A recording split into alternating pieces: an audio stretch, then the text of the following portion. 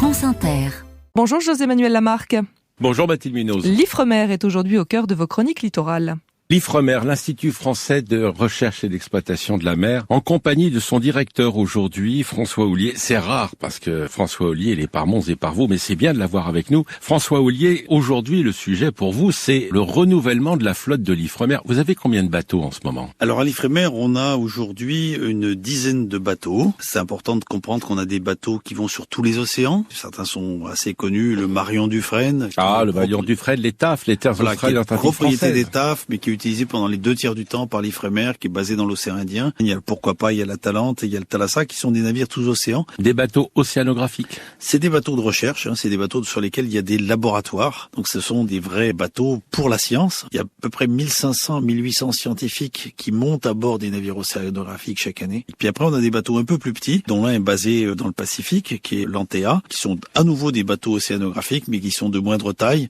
Et ça, ces navires sont importants. Donc on en a 5 qui servent à faire des campagnes à proximité de la côte et qui permettent d'avoir des campagnes plus courtes, qui durent jusqu'à une semaine, mais pas plus, alors que sur les grands navires hauturiers, on a par exemple eu une très belle campagne à l'automne 2023 qui a duré, je crois, 47 jours. Voilà, donc on a ces deux grands types de navires, puis se rajoute à ça, des navires ne sont pas des navires Ifremer, ce sont des navires aujourd'hui propriété du CNRS qu'on renouvelle progressivement et qui sont des beaucoup plus petits navires, qui sont des navires dits de station. C'est ça la flotte océanographique, et ça n'est pas que des navires. La flotte, c'est aussi des engins sous-marins, sous-marins habités, le robot téléopéré Victor 6000, c'est un AUV, c'est un drone sous-marin qui s'appelle Ulix, qui va jusqu'à 6000 mètres. Et puis la flotte, c'est aussi des marins qui sont dans notre filiale G-Navire. C'est de l'ordre de 400 personnes. Et les scientifiques, les techniciens, les sédentaires qui entretiennent tous ces équipements.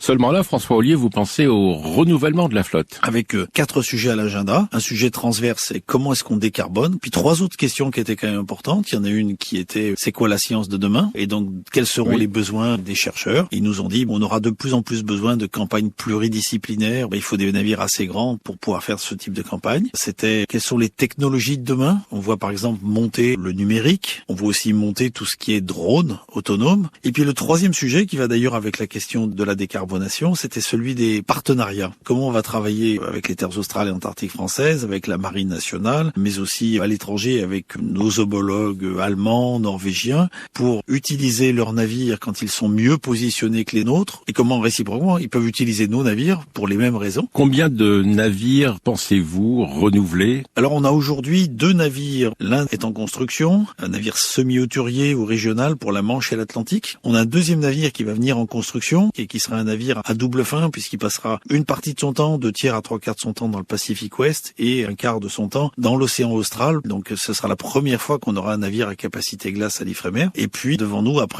l'horizon 2030, 3 des 4 grands navires de l'Ifremer, la Talente, le Marion Dufresne et le Thalassa. Mais là aussi, des opportunités d'adapter les équipements scientifiques et puis d'avoir une réduction très significative de l'empreinte environnementale. Quant au financement, celui qui sera prochainement construit, il y aura un financement, c'est un engagement du président de la République.